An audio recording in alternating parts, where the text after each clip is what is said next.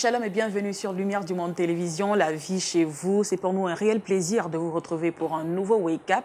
Alors ce matin, alors que le Seigneur lève le soleil sur les méchants et sur les bons, nous voulons le bénir, l'élever, le glorifier.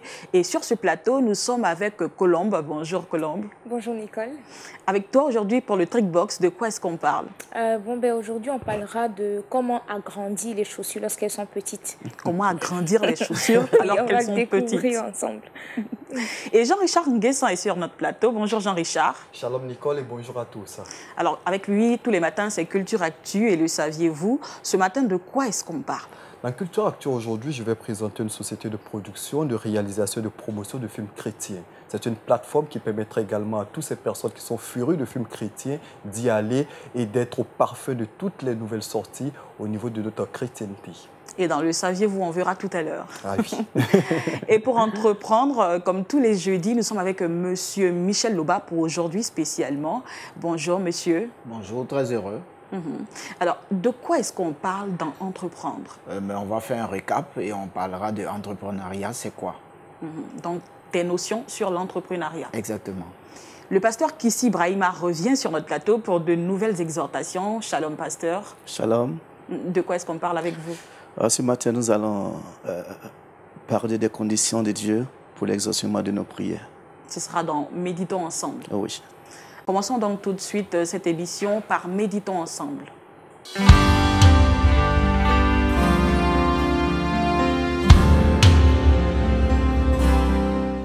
Alors, pasteur, les conditions pour l'exaucement de nos prières, nous vous écoutons totalement. Vous avez la parole. Oui, Nicole. Merci, chers téléspectateurs. Ce matin, nous allons nous concentrer sur les conditions de Dieu pour l'exaucement de nos prières en tant que ses fils. Vous savez, Dieu a un peuple et Dieu a choisi Israël pour être son peuple. Et quand vous lisez Deutéronome chapitre 7, le verset 6, Dieu atteste qu'il a choisi Israël au milieu de toutes les nations de la terre, non pas parce que Israël surpasse en nombre ces autres nations, mais seulement parce que Dieu aime ce peuple-là. Et également, Dieu a voulu tenir le serment qu'il a fait à notre Père, c'est-à-dire Abraham. Et revenons à notre exhortation de ce matin. Quand bien même que nous sommes des enfants de Dieu, Dieu toujours émet des conditions afin de pouvoir exaucer nos prières. Le constat aujourd'hui est que bon nombre de personnes aiment la prière. Mais est-ce que Dieu est-il obligé d'exaucer ces prières-là? Si ces prières ne remplissent pas les conditions de Dieu, je ne crois pas que Dieu va les exaucer. Donc, je vais vous inviter à prendre votre Bible et essayer de faire une lecture dans le livre de 2 Chroniques, chapitre 7, le verset 14. Dans 2 Chroniques, chapitre 7, le verset 14, voici ce qui est écrit. Il dit, si mon peuple, celui qui est invoqué, mon nom, s'humilie, prie, et cherche ma face, et s'il se détourne de ses mauvaises voies, je l'exaucerai des cieux, je lui pardonnerai son péché, et je guérirai son pays. Ici, c'est une prière que Salomon a adressée à Dieu suite à la dédicace du grand temple qui a été bâti évidemment. Après la dédicace, Salomon a adressé cette prière de telle sorte que toute personne qui mettra pied dans le temple puisse recevoir l'exaucement de sa prière. Et sur le champ, Dieu a exaucé une première partie de la prière de Salomon en faisant descendre le feu au milieu du peuple. Et le feu a consumé l'Holocauste pour dire que Dieu a agréé la prière. Mais la deuxième partie de la réponse, Dieu a attendu quelque temps après. Et dans les sens de Salomon, Dieu apporte la révélation, la réponse à Salomon, en lui disant que si moi, Dieu, je dois exaucer la prière que tu m'as adressée en faveur du peuple, alors il va falloir que ce peuple-là fasse quoi? Respecte certaines conditions que moi, Dieu, j'établis. Qu'est-ce que nous constatons de nos jours? Comme je l'ai déjà dit à l'introduction, bon nombre de personnes aiment prier. Nous voulons que Dieu intervienne dans nos vies. Les chrétiens seulement ne sont pas les seuls religieux à prier. En matière de prière, tout le monde prie. Les musulmans prient, n'est-ce pas? même les féticheurs, c'est une façon de prier. Mais vous voyez, quand vous allez dans ces différentes religions, il y a toujours une condition que leur Dieu impose. Et c'est la même chose. Notre Dieu que nous servons, qui est révélé au travers de son Fils Jésus-Christ, nous impose aussi certaines conditions. Et si nous arrivons à respecter ces conditions-là, alors Dieu peut nous exaucer. Ici, il y a 4 conditions que Dieu a émises. La première condition pour que Dieu puisse écouter la prière de Salomon en faveur du peuple, c'est la condition de l'humilité. Dieu demande à Israël d'être humble. Si seulement Israël peut manifester l'humilité, alors lui, Dieu, est prêt à l'écouter. Mais lorsqu'on parle de l'humilité, c'est qu'est-ce que Dieu demande en parlant de l'humilité? Dieu voudrait que Israël revienne à lui. Et Israël se reprenne. Et qu'il sache qu'il est le Dieu qui les a délivrés d'Égypte. Et il est le Dieu qui les a portés jusqu'à Canaan. Par conséquent, il faudrait que leur cœur revienne à lui, Dieu. Mais ce texte n'est pas adressé aux filles d'Israël de cette génération. Mais c'est un passage qui est adressé à chaque chrétien. Dieu nous demande un peu d'humilité dans notre vie. Lorsqu'on parle d'humilité, c'est ce sentiment qui nous amène à considérer, si vous voulez, les intérêts des autres plus que nos intérêts. L'humilité dans tous les domaines de notre vie. La grâce de Dieu peut nous poursuivre. Nous pouvons avoir une situation bien aisée dans la société. Nous pouvons disposer d'un charisme, d'un don spécial, si nous sommes des serviteurs de Dieu. Mais dans toutes ces grâces, Dieu nous demande un peu d'humilité. Quand vous lisez dans 1 Pierre, chapitre 5, le verset 5, Pierre dit que Dieu résiste aux orgueilleux et fait grâce aux humbles. Donc l'humilité est l'une des conditions que Dieu demande à son peuple afin de pouvoir faire comment? L'exaucer. Et ensuite, Dieu parle de la prière. Si Israël peut s'humilier, si Israël également peut prier, alors moi, Dieu, je vais l'exaucer. Alors, nous pouvons dire que Israël priait. Mais quel genre de prière? Bon nombre de personnes de nos jours prient. Mais quel genre de prière? Est-ce la prière de consultation? La meilleure façon de prier, c'est de s'adresser à Dieu. La prière est une communication entre l'homme et Dieu. Et Dieu attend que son Fils puisse élever la voix vers lui et lui demander ce qu'il veut. Et aujourd'hui, la prière est orientée sur des hommes. De telle sorte que, en tant qu'enfant de Dieu, chrétien dans l'Église, je n'ai même pas cette confiance en moi que Dieu peut exaucer ma prière. Or, Dieu attend que je m'humilie d'abord et que je m'approche vers lui et lui adresse ma prière. Et la Bible nous donne beaucoup d'exemples. Quand vous lisez le livre de 1 Samuel, vous allez vous rendre compte qu'il y a cette bonne dame du nom de Anne. Anne qui était stérile. Et la Bible dit que ça arriva à la mortifier chaque jour. Et qu'est-ce qu'elle a décidé de faire? Elle a reconnu que Dieu existe. Et Dieu écoute toujours la prière de ceux qui s'adressent à lui. Cette bonne dame va dans le temple alors qu'il y avait un prophète, le prophète Élie. Si vous voulez, un pasteur, oui. Mais elle n'a pas demandé au prophète Élie une prière d'assistance. Mais elle savait que si elle adresse la prière à Dieu, Dieu pouvait l'écouter. Et c'est ce qu'elle a fait. Elle a prié et sa prière a envahi l'impossible. Pendant qu'elle cherchait un enfant, Dieu a exaucé la prière et Dieu lui a fait la grâce d'avoir le petit Samuel. Donc, qu'est-ce que nous voulons dire à nos téléspectateurs? Nous voulons leur dire que Dieu est prêt. Dieu veut exaucer la prière de quelqu'un, mais il voudrait que vous-même vous approchiez de lui et que vous priez. Mais une prière sincère. Non pas la prière par consultation ou la prière par l'achat des produits. Non. Prier, c'est parler. Prier, c'est s'humilier. Prier, c'est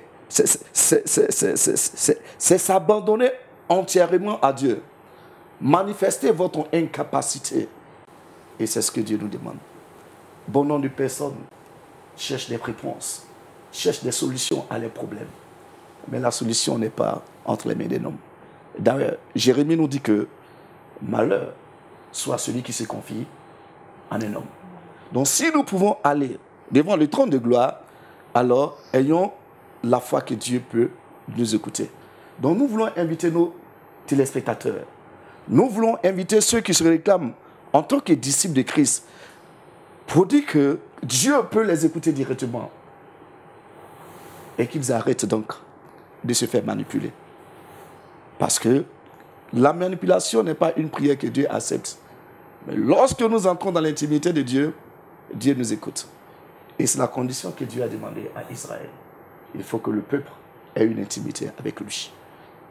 Et la troisième condition que Dieu a demandé au peuple d'Israël, c'est de chercher sa face. Il dit, si mon peuple peut arriver à chercher ma face, alors mon Dieu, je vais les exaucer. Chercher la face de Dieu veut dire quoi? La face de Dieu, c'est la présence de Dieu. La face de Dieu, c'est la faveur de Dieu. Alors nous sommes amenés à nous interroger, que faut-il que je fasse pour obtenir la faveur de Dieu? Et de nos jours, beaucoup de personnes cherchent la faveur des hommes. Mais comment est-ce qu'ils procèdent? Ils ont une sagesse en eux qui leur permet d'avoir l'approbation d'un supérieur ou de leur frère. De cette même manière, en tant qu'enfants de Dieu, nous devons rechercher la faveur de Dieu. On peut rechercher la faveur de Dieu par la manière dont nous marchons avec Dieu. Si notre marche avec le Seigneur est digne de gloire, si nous craignons Dieu dans notre vie de tous les jours, alors c'est une façon de chercher la présence de Dieu. Quand vous lisez le livre de Genèse 5, 24, la Bible nous dit qu'il y a eu l'un des patriarches du nom d'Enoch. Enoch a marché avec Dieu pendant sa génération. Or, dans la génération d'Enoch, tout le monde était voué au péché. Mais lui s'est fait distinguer. Il a eu cette faveur de Dieu. Il a eu cette présence de Dieu. C'est de la même manière qu'au temps de Noé, où la génération de Noé se donnait à toutes sortes de péchés, à toutes sortes de perversions. Cependant, Noé a décidé de faire quoi? De chercher la face de Dieu. Et nous aussi, nous sommes dans une génération pervertie. Qu'est-ce que Dieu nous demande? C'est de rechercher réellement sa face, de rechercher sa présence. C'est que Dieu arrive à nous identifier en tant que ceux qui font partie des restes. Donc, il y a plusieurs manières de chercher la face de Dieu. Allez-y à l'église, faites la volonté de Dieu. Je dis souvent que essayez d'acheter la conscience de Dieu. Parce que lorsque vous savez mieux vous comporter vis-à-vis de Dieu, c'est une façon d'acheter la conscience de Dieu, mais de façon positive. Et toutefois que vous avez une prière, Dieu regarde votre intégrité. Dieu regarde votre fidélité, votre sincérité. Il exauce votre prière. Et Dieu demande également à Israël de se détourner de ses mauvaises voies. Israël avait emprunté malheureusement des voies, si vous voulez, païennes, des voies qui ne concordaient pas aux principes divins. Imaginez-vous que Dieu fait sortir ce peuple-là. Et lorsqu'ils étaient en train de marcher dans le désert, Moïse s'était retrouvé sur la montagne parce qu'il avait un rendez-vous avec son Dieu. Pendant ce temps, le reste du peuple avait oublié ce que Dieu a fait avec eux au travers de qui? De Moïse. Alors ceux qui se sont dit, pourquoi ne pas ériger un veau d'or et dire que c'est ce veau d'or-là qui nous a délivrés et que ce n'est pas le Dieu d'Israël. Plusieurs autres voies ont été empruntées dans leur marche. Vous avez par exemple la voie de Corée. Corée qui s'est rebellée à l'homme de Dieu, contre l'homme de Dieu, Moïse. La voix de Corée qui parle la voix de la rébellion. Beaucoup de personnes sont rebelles. Rebelles à l'autorité de l'Église. Rebelles à Dieu.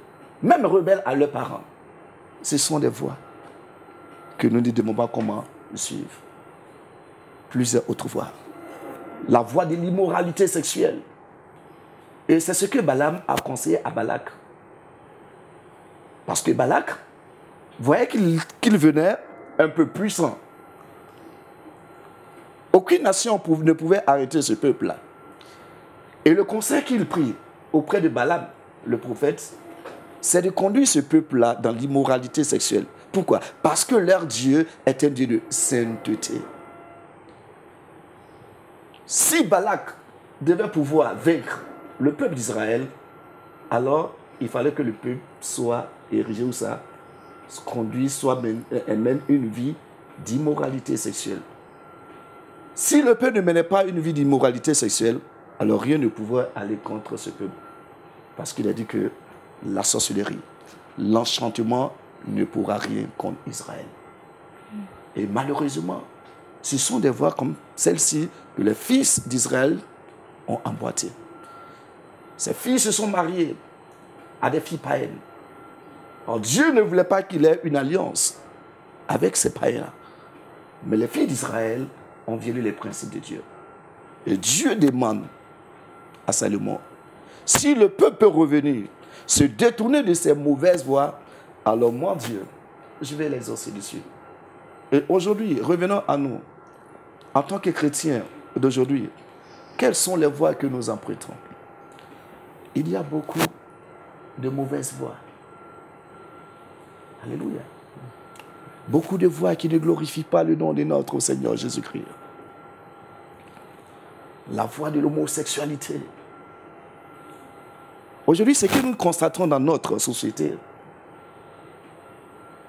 c'est que le taux de mortalité est beaucoup accéléré au milieu des jeunes. Pourquoi? Parce que les jeunes de notre génération ont décidé d'accélérer aussi le péché. Et c'est vrai que les personnes adultes pêchent. Mais la génération actuelle a décidé de commettre un péché ouvert.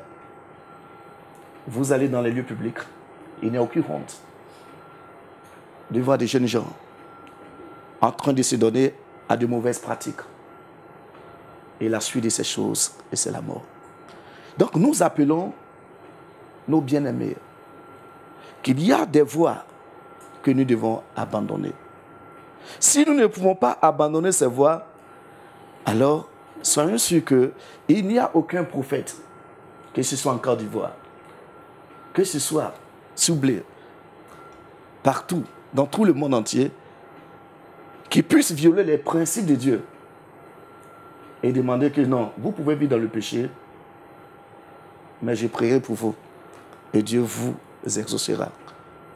C'est un mensonge. La seule condition qui puisse permettre à Dieu de nous exaucer, c'est l'obéissance à ses paroles. Et c'est pourquoi le psalmiste dit que les anges de l'Éternel campent autour de ceux qui le craignent. C'est ça. Donc, en vérité, l'obéissance à la parole de Dieu, l'obéissance aux conditions de Dieu, vous permet d'être puissant. L'obéissance aux principes de l'Éternel vous protège de toute âme du diable. Mais si nous prions et que nous ne respectons pas les conditions de l'Éternel, alors, si l'ennemi nous poursuit, c'est fort problème qui nous atteigne. Donc, nous voulons inviter le peuple de Dieu. Il ne suffit pas de multiplier les jeunes. Il ne suffit pas de dire qu'il y a un homme de Dieu très loin. Un homme de Dieu qui est utilisé puissamment par Dieu. Mais il suffit d'obéir à la voix de Dieu. Merci. Que le Seigneur vous bénisse. Merci, pasteur, en tout cas pour cette belle exhortation. Nous retiendrons entre autres qu'il faut se détourner des mauvaises voies, qu'il faut prier le Seigneur, mais dans l'humilité. N'est-ce pas, Colombe? Une question pour le pasteur. Oui, en fait, j'aimerais savoir si, en plus de se détourner des mauvaises voies, est-ce que c'est nécessairement l'humilité qui nous rapproche de Dieu? Ce que Dieu nous demande, c'est l'obéissance à ses conditions. Et en obéissant à ces conditions, dans notre contexte ici, Dieu nous demande d'être humbles. Si nous manifestons l'humilité, alors c'est une façon d'obéir à la voix de Dieu. C'est ça. Parlant d'humilité, pasteur, vous disiez que l'humilité, c'est le fait de considérer les intérêts des autres plus que ses propres intérêts. Alors, est-ce que quelque part, il n'y a pas un problème? Parce que la Bible dit, aime ton prochain comme toi-même. Il faut déjà que tu t'aimes, que tu considères aussi tes propres intérêts avant de considérer ceux des autres. Donc, on ne comprend pas vraiment cela. C'est la définition de Paul. Paul dit que l'humilité fasse que les intérêts, on arrive à voir les intérêts des autres au-dessus de vos propres intérêts. Mais en réalité, quand on parle de l'humilité, c'est le fait de s'abaisser. C'est le sentiment que nous avons et qui fait que nous pensons que l'autre est supérieur à nous. Et en ayant ce sentiment, nous sommes en train de briser, si vous voulez, l'esprit d'orgueil. Parce que nous ne voulons pas que l'orgueil nous retienne. Mais en réalité, quand nous sommes humbles, vous allez toujours privilégier l'intérêt de l'autre. L'intérêt de l'autre. C'est ça. Jean-Richard, une question? Ah oui, une question. Pasteur, vous avez fait référence à plusieurs éléments, à plusieurs conditions, mais à aucun moment vous n'avez révélé la foi. Et ça dit que la foi n'est pas une condition pour l'exaucement de nos prières. Nous nous sommes appuyés sur le contexte biblique que nous avons choisi ici, où Salomon a adressé la prière et Dieu a émis 4 conditions. Effectivement, la foi aussi est une condition. Si vous n'avez pas foi en Dieu, alors qu'est-ce que vous attendez de lui? Maintenant, le contexte ici de notre étude, il y a 4 conditions que Dieu a demandées à Salomon. Et ce sont ces conditions que nous avons parlé. Néanmoins, la foi est une condition. En tant que chrétien, si nous n'avons pas la foi, alors les choses ne peuvent pas comment être exaucées.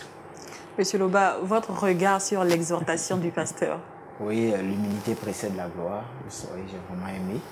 Parce que c'est la voie pour toucher le cœur de Dieu. Et puis le pasteur aussi a parlé de nous-mêmes, parce que Jésus a dit dans les Écritures, quand vous priez, entrez dans votre chambre et dans le secret, votre Père vous le rendra. Bon, il a fait mention aussi au fait qu'on s'appuie sur la prière des hommes qui sont oints et qu'on regarde l'exemple d'Anne. Anne n'a pas regardé au grand sacrificateur Élie, au grand prophète Élie, mais elle est simplement entrée dans le secret et elle a prié et Dieu l'a exaucé. Voici les aspects qui m'ont vraiment marqué. Merci à vous, pasteur. En tout cas, on sait que cela aura touché plus d'une personne et que cela permettra aux gens de connaître les conditions dans lesquelles il faut qu'ils se mettent devant le Seigneur pour obtenir un exaucement. Alors, on va vous permettre de prier pour toutes ces personnes-là qui nous regardent et pour nous-mêmes sur le plateau. Voilà. Prions ensemble. Père éternel, nous voulons te bénir. Seigneur, tu viens de nous parler. Tu viens de parler à des milliers de personnes. Et Seigneur, ce que tu nous demandes, c'est l'esprit d'humilité. Ce que, Seigneur, tu nous demandes, c'est que nous nous levons et que nous prions. Ce que, Seigneur, tu nous demandes, c'est que nous cherchons ta face. Tu nous demandes également, Seigneur, de nous détourner de nos mauvaises voies. Et c'est dans ces conditions que toi, Dieu, tu nous exauceras. Nous te prions, notre Père, notre Dieu, que ton Esprit Saint nous aide à pouvoir mettre toutes ces conditions en pratique afin de voir ta gloire, ta lumière dans toutes nos vies. Nous te bénissons, te magnifions, parce que nous savons que ta lumière nous guidera pour que lorsque tu reviendras dans toute sa gloire, nous serons aussi, Seigneur, glorifiés. Sois béni au nom de Jésus. Amen. Amen, amen, amen. Merci, pasteur. Après les choses spirituelles, maintenant, passons à la culture dans Culture Actu.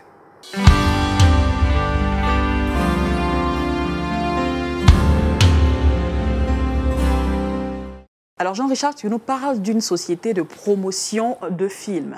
Effectivement, aujourd'hui, j'ai décidé de présenter une société de production, de réalisation, de promotion de films chrétiens. Eh bien, cette société, je la présente pour permettre à tout le corps de Christ, à toutes ces personnes qui nous regardent, d'avoir la possibilité d'aller sur leur plateforme, de voir les nouvelles sorties de films chrétiens. Pourquoi pas de les télécharger ou même de les acheter. Il y a quelques jours, j'avais présenté des plateformes au niveau des États-Unis, parce que les États-Unis au niveau des années 2000, il y avait beaucoup de difficultés dans la réalisation et production de films chrétiens. Et il y a eu des initiatives au niveau des États-Unis, notamment Pureflix, une société de production au niveau des États-Unis, Affirm Films, ou encore Sherwood Pictures, des sociétés où des personnes ont conjugué leurs moyens pour produire des films chrétiens. Parce qu'au niveau des années 2000, il n'était pas très évident au niveau des États-Unis d'avoir des moyens, beaucoup de moyens pour réaliser des films chrétiens. Eh bien, ces sociétés-là ont contribué de fort belle manière à édifier le corps de Christ à travers les différentes productions cinématographiques. Eh bien, dans l'univers francophone, il y a des initiatives qui existent, mais ces initiatives-là sont au balbutiement. Mais en France, notamment, il y a une société qui s'appelle Sage Distribution, qui, depuis 2012, elle a été portée sur les fonds baptismaux et cette société-là essaie de produire, de réaliser et de promouvoir les films chrétiens. Belle initiative que nous tenons à saluer et depuis 2014, cette société-là essaie de reproduire ou de distribuer eux-mêmes d'interpréter, parce que les films, lorsqu'ils sortent au niveau des États-Unis en version anglaise, pas très évident pour le corps de Christ au niveau francophone de les comprendre. Et bien, cette société-là a pris sur elle-même de traduire ces films, de les distribuer et de faire la promotion. Très belle initiative. Et on doit également à cette société la sortie de Jésus l'enquête, un film qui a fort bien marché au niveau des États-Unis et qui avait du mal à venir dans le monde francophone parce que ce film-là n'était pas encore traduit au niveau francophone. Et bien, cette société-là a entrepris de traduire le film au niveau francophone. Dieu n'est pas mort est l'initiative également de cette société. Et il y a bon nombre de films que cette société-là a contribué à promouvoir. Tu ne tueras pas de Mel Gibson, qui a fort bien marché en 2016. La résurrection du Christ de Kevin Reynolds, qui a également très bien marché. Ces différentes initiatives-là sont de Sage Distribution. C'est une façon pour nous d'inviter toutes ces personnes qui nous regardent à aller sur cette plateforme-là. Et vous aurez la possibilité de voir une multitude de films à la gloire de notre Seigneur en version française, je précise. Eh bien, ces films-là, nous l'espérons, vont contribuer à votre édification. Donc, Nicole, voilà cette société qui fait la promotion, la vulgarisation et la mise en lumière des différents films chrétiens. Pasteur Kissi Brahima, ne pensez-vous pas que les chrétiens au niveau de l'Église devraient s'organiser, qu'il devrait y avoir encore de plus en plus d'entreprises qui s'investissent dans la production de films, dans l'industrie cinématographique pour l'évangélisation? Oui, c'est ce que je crois. Je crois qu'en le faisant, nous sommes en train de contribuer aussi au programme de l'évangélisation. Et ces films aussi nous permettent de mieux comprendre l'Évangile, surtout les films de Jésus-Christ. Vous savez, nous lisons la Bible, souvent nous n'arrivons pas à comprendre mieux. Mais lorsque nous voyons la Bible qui est visualisée, cela nous donne une bonne compréhension des choses. Et je crois que les chrétiens doivent pouvoir s'investir dans ces choses-là pour que l'Église ou la mission de Christ soit gagnée. Merci Jean-Richard pour cette belle présentation. Nous parlons maintenant entrepreneuriat dans Entreprendre.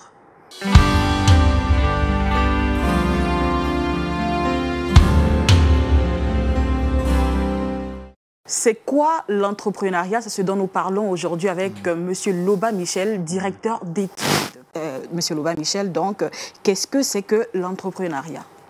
Alors, la notion d'entrepreneuriat, c'est une notion qui est révolutionnaire et qui apparaît depuis une dizaine d'années. Et c'est une notion qui est une solution à notre humanité, vu les problèmes que nous voyons. Alors, entreprendre, c'est se mettre en mouvement. Entreprendre, c'est être capable de rêver sur un projet. C'est faire vibrer sa flamme, c'est s'investir, c'est être capable de mettre en œuvre des idées qu'on a reçues et de les rendre applicables. Entreprendre, ça se fait dans n'importe quel domaine, humanitaire, sportif, économique, éducationnel, surtout économique. Alors donc, nous encourageons tout le monde à entrer dans l'entrepreneuriat. Alors, beaucoup de personnes aimeraient entreprendre, mais ne savent pas comment faire. Alors, quelle doit être l'attitude de celui qui veut entreprendre? Je voudrais, avant de parler d'attitude, je voudrais dire que entreprendre, c'est l'être humain qui est au cœur d'entreprendre. Et c'est là l'intérêt de l'entrepreneuriat. Parce que nous sommes plusieurs milliards sur la Terre, et chacun a une fibre, chacun a une sensibilité, chacun a un potentiel, chacun a une diversité, chacun a une complexité. Donc, le fait d'entreprendre, c'est profond, c'est multiple, c'est complexe et c'est divin. Alors les attitudes, elles sont nombreuses. Ce sont des comportements qu'on doit retrouver chez nous pour entreprendre.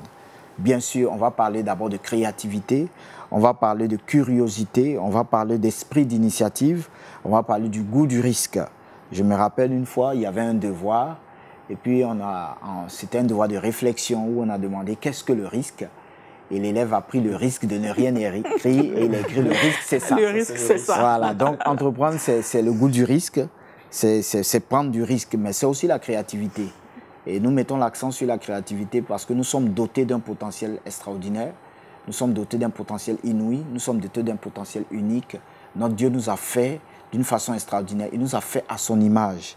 Et son image est extraordinaire. Quand on parcourt les Écritures, quand on parcourt la création, sa diversité, sa beauté, sa splendeur. C'est beau de regarder l'univers, mais Dieu nous a créés à cette image. Donc, entreprendre, c'est ce goût de créativité qui est en nous, c'est le talent qui est en nous, c'est l'esprit d'initiative, oui, c'est vaincre la peur, c'est se lever, c'est oser, c'est prendre des risques. C'est un engagement aussi à entreprendre, parce qu'on décide d'aller de l'avant, on décide de tracer un chemin dans le désert. Et nous voulons encourager tout le monde à tracer ce chemin dans le désert, parce qu'il peut aboutir à de grandes forêts plus tard. Encore deux autres notions à connaître, à comprendre, l'esprit d'entreprendre et l'esprit d'entreprise. Oui, alors c'est très intéressant parce que l'esprit d'entreprendre contre l'esprit d'entreprise, ou bien l'esprit d'entreprendre qui amène à l'esprit d'entreprise. En effet, l'esprit d'entreprendre, c'est quoi? C'est la capacité de concrétiser une idée. Mais cette idée, pour qu'elle se matérialise, elle devient un projet. Et ce projet devient une entreprise. Alors, entreprise, quand vous décomposez le mot, vous voyez entreprise. C'est la capacité de créer, c'est la capacité d'innover, c'est la capacité de mettre en réalisation, c'est la capacité d'amener à l'existence. Donc, celui qui parle d'entrepreneuriat doit déboucher sur l'entreprise. Et nous savons que la finalité de l'entreprise, c'est nous permettre de gagner, ça nous permet d'investir, ça nous permet de rentabiliser, ça nous permet de changer la face, de changer le paysage. Et nous encourageons beaucoup à la surface du globe à entreprendre et à aboutir à des entreprises. Au sens large, l'entrepreneuriat, c'est la capacité de concrétiser une idée, de mettre en projet, qui peut mener, en d'autres termes, la création d'entreprise. Mais ça amène aussi la capacité de se mettre en activité avec d'autres personnes. Voilà pourquoi on parle d'entreprise. Quand on parle d'entreprise, ce n'est plus une simple initiative, mais c'est une personne qui peut amener à créer 10, 20, 30, 10 000, 100 000, 1 million d'emplois. Pourquoi pas 1 milliard? On ne sait jamais. Il y a de grandes entreprises dans le monde qui aujourd'hui rivalisent avec 100 000, 200 000, 300 000 employés et qui deviennent des multinationales. Donc voilà un peu la notion d'entreprise et d'entreprendre. Alors, de plus en plus aujourd'hui, on encourage les gens à entreprendre et pour ce faire, on parle de pédagogie entrepreneuriale. Qu'est-ce qui devrait être enseigné en matière de pédagogie pour les entreprises? Alors, la pédagogie d'entreprise, c'est d'abord la prise de responsabilité. Parce que il faut enseigner les gens à prendre leurs responsabilités. Quand vous commencez à entreprendre, vous rentrez dans l'histoire. Si on veut citer les grands films, des gens qui se sont levés, des simples entrepreneurs qui aujourd'hui ont marqué le paysage du monde, c'était une prise de responsabilité. Ensuite, il y a l'expérience. L'expérience qui permet l'apprentissage. Chacun doit se battre. Chacun doit se battre et au fur et à mesure que nous nous battons, nous communiquons l'expérience. Vous savez, au fur et à mesure que nous nous battons, nous communiquons l'expérience. Je me rappelle, il y a un leader dans le monde il est tellement occupé et il a une renommée tellement forte qu'il a des entretiens à point nommé. Et pour un seul entretien d'1 heure, ça vaut 40 000 $. Tellement il a une capacité créative. Donc le trouver, c'est déjà de l'or. Et avoir un entretien avec lui, c'est de la valeur. Ensuite, il y a la valorisation des talents de l'individu. Vous savez, il faut enseigner les gens à croire en eux, à croire en ce que Dieu a mis en eux. Ça, c'est encore mieux. Parce que Dieu a mis en nous des pépites d'or. Ensuite, il faut enseigner la coopération. Vous savez, à 2 ou à 3, on peut changer la face d'un quartier, d'une ville, d'une cité, d'un espace, d'une école ou d'un autre lieu. Et donc, le fait de se mettre ensemble, de coopérer, d'échanger, peut générer des idées qui peuvent bouleverser et changer la face du monde. Il y a la connaissance de soi et la connaissance des autres. Ouais, interagir, se mettre ensemble, partager, nous permet de développer beaucoup de choses. Donc, ce sont ces valeurs-là qu'il faut enseigner pour qu'on puisse se lever et entreprendre. Entreprendre seul pour générer plus tard une entreprise qui devient une multinationale. Entreprendre seul pour changer la face d'un village, d'une ville, d'une nation, entreprendre seul pour changer la face d'un quartier. Je me rappelle quand j'étais encore étudiant, je devais faire une étude sur une rue d'Abidjan. Cette rue était une simple rue, c'est dans un quartier d'Abidjan. Mais au bout de 20 ans, cette rue est devenue une des rues les plus dynamiques, les plus toniques, les plus vivantes, les plus vivaces du quartier de Cocody. Eh bien, cette étude m'a permis de voir que dans le futur, cette capacité créative, cette capacité d'analyser, cette capacité d'entreprendre s'est manifestée dans cette rue. Dans cette rue aujourd'hui, tous les 5 mètres, il y a une capacité créative. Il y a des gens qui ont créé des magasins, qui ont des espaces, des restaurants, des maquis, et qui débouchent sur un grand carrefour. Donc l'utilité de cette étude a montré qu'il fallait la faire parce qu'aujourd'hui, c'est un grand carrefour à Abidjan. Voilà. Jean-Richard, une question. Oui. Est-ce qu'il y a des freins notamment à cette envie que tout le monde a d'entreprendre? Est-ce qu'il y a des freins? Qu'est-ce qui freine généralement les personnes qui ont cette envie-là d'entreprendre? Bon, là, généralement, c'est la peur de l'échec. Or, j'avais déjà dit dans une des émissions que le début d'un succès commence par un échec. Donc, il faut s'attendre à échouer. Il faut s'attendre à échouer, à répéter et à se forger. Parce que souvent, l'échec nous forge. Mais souvent, on a peur de l'échec.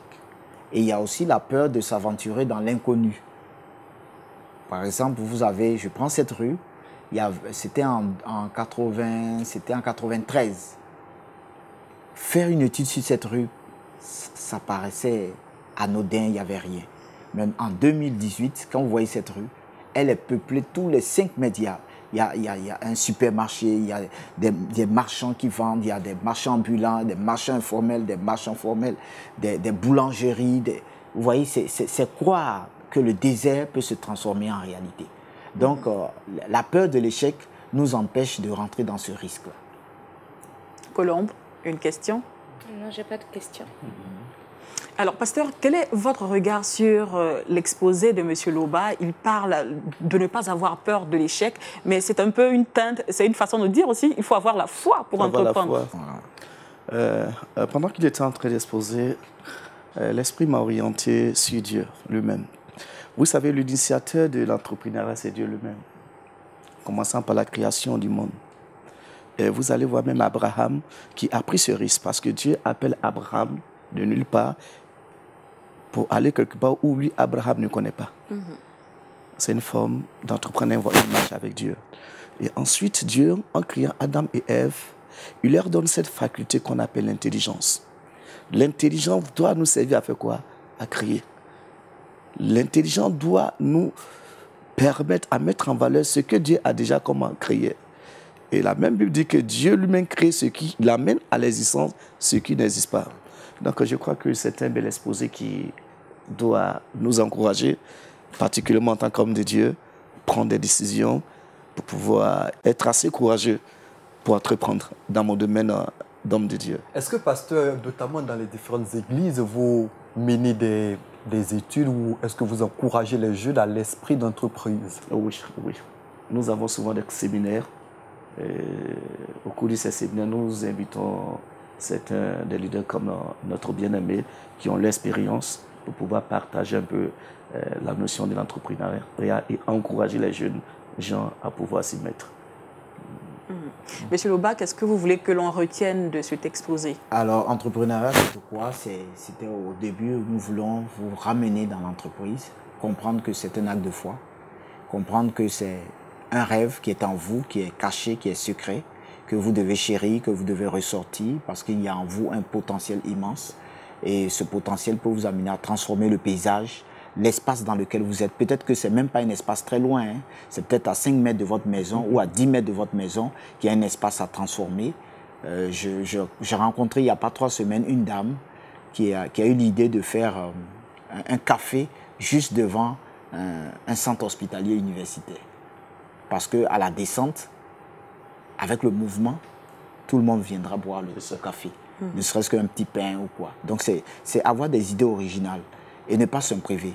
Alors le plus grand obstacle, c'est de croire que c'est l'argent qui est le principal bailleur de fonds de l'entrepreneur. Non, ce sont les idées. Ce sont les idées qui attirent l'argent et non l'argent les idées. Alors il faut commencer par des idées, même si on n'a rien, et se battre pour valoriser les idées. Dans les grands pays, en Israël, aux États-Unis, il y a des plateformes qu'on appelle des Fab Labs, où des gens viennent exposer leurs idées pour que les idées soient prises en compte en projet d'entreprise. En Afrique, ça commence à se faire avec la Côte d'Ivoire, avec un séminaire qui a lieu presque tous les 2 ans, où on invite des sommités de l'entrepreneuriat à Abidjan qui viennent exposer, et puis on invite des jeunes qui ont des projets à venir les présenter et pourquoi pas trouver un bailleur de fonds. Donc ne nous limitons pas au fait qu'on n'ait pas de l'argent, mais recherchons des idées qui sont des pépites d'or et qui vont pouvoir faire la différence dans 10, 20, 30 ans. Recherchons donc des idées qui sont des pépites d'or, dixit Monsieur Michel Loba. Alors maintenant, parlons d'autre chose que l'entrepreneuriat. Il est important aussi dans certaines situations de la vie d'avoir des trucs et astuces pour s'en sortir. Allons-y donc pour le Trick Box.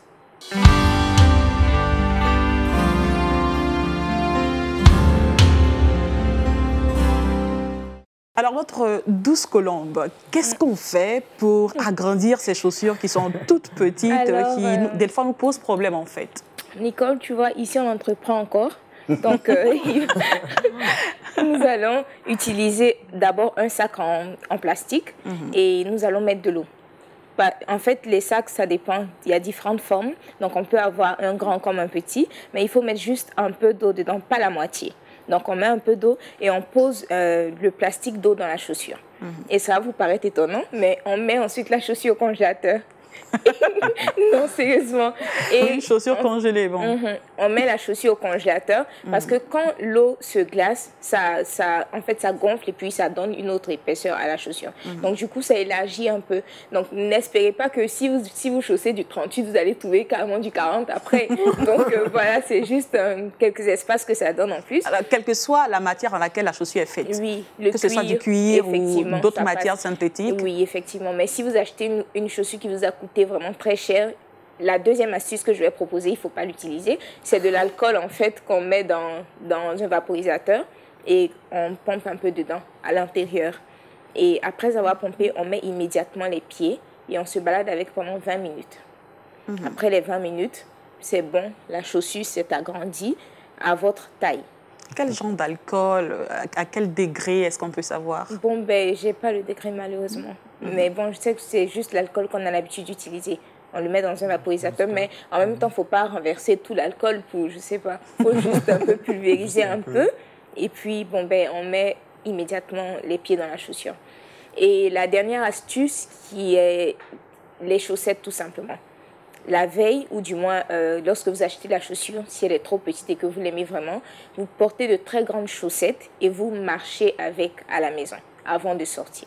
Donc, en faisant des défilés à la maison, ça va élargir un peu.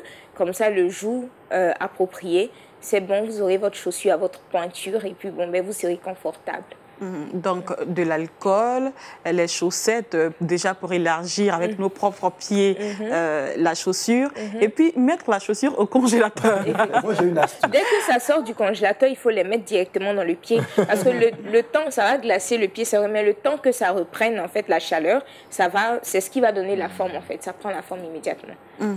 D'accord. Jean-Richard disait qu'il a une astuce. Oh, c'est de bien essayer les chaussures avant de les acheter, tout simplement. Tout simplement. Non, mais il y a certaines personnes en fait qui essaient et quand elles arrivent à la maison, elles constatent qu'il y a un qui sert trop petit. Voilà, donc, ou encore on aime donc trop la chaussure essayer. comme voilà, tu disais. souvent, voilà. Merci à toi Colombe. Nous passons maintenant à Le Saviez-vous.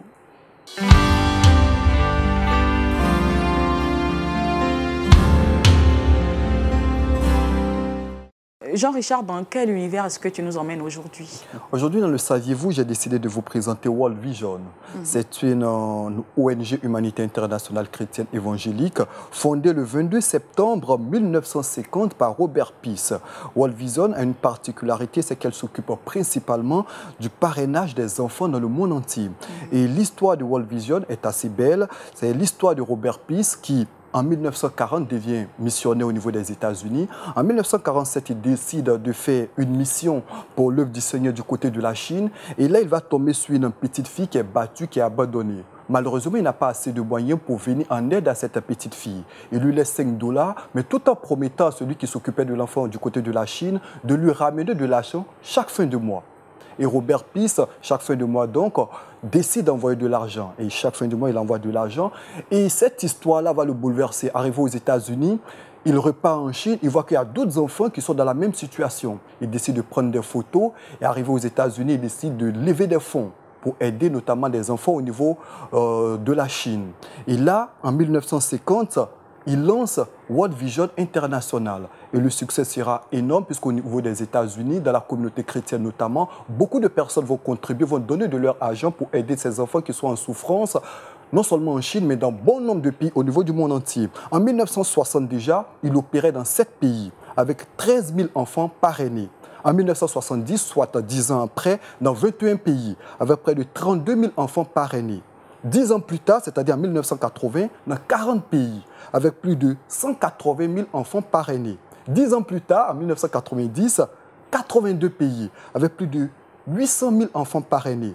Aujourd'hui, en 2018, ce sont plus de 4 millions d'enfants qui sont parrainés grâce à World Vision, grâce à une vision que Robert Peace aura eue. Aujourd'hui, plus de 4 millions d'enfants dans le monde sont parrainés et arrivent à manger à leur faim, arrivent à être éduqués normalement. Donc, c'est un hommage que nous tenons à rendre non seulement à Robert Peace, qui malheureusement n'est plus de ce monde, mais grâce à Dieu, World Vision existe aujourd'hui dans plus de 97 pays. Et cette structure-là essaie tant bien que mal, avec les moyens qu'elle reçoit, d'aider bon nombre d'enfants au niveau du monde entier.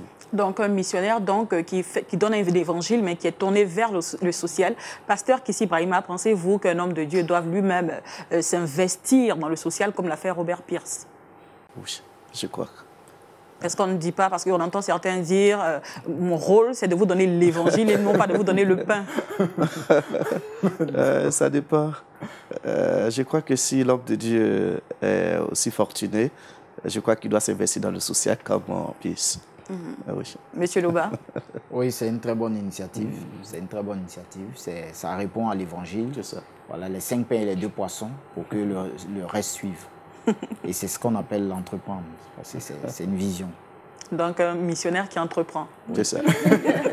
Et puis, ce qu'il faut ajouter pour terminer, Nicole, c'est que World Vision vient en aide chaque année à plus de 100 millions. C'est vrai que les enfants sont la principale mission de cette organisation, mais plus de 100 millions de personnes sont aidées à travers les initiatives de World Vision. Merci Jean-Richard. On ne va pas partir sans avoir notre verset pour la journée. Colombe. Alors, le verset est tiré du livre de Jacques, chapitre 4, verset 3, qui dit « Vous demandez et vous ne recevez pas, parce que vous demandez mal, dans le but de satisfaire vos passions. » Vous demandez, vous ne recevez pas parce que vous demandez mal. Donc, apprenez, chers amis téléspectateurs, à demander avec humilité, à demander en cherchant la face de Dieu, à demander en cherchant en tout cas ce que Dieu veut, en obéissant à sa parole. Merci à vous de nous avoir suivis. Très belle journée. Restez sur Lumière du Monde Télévision, la vie chez vous.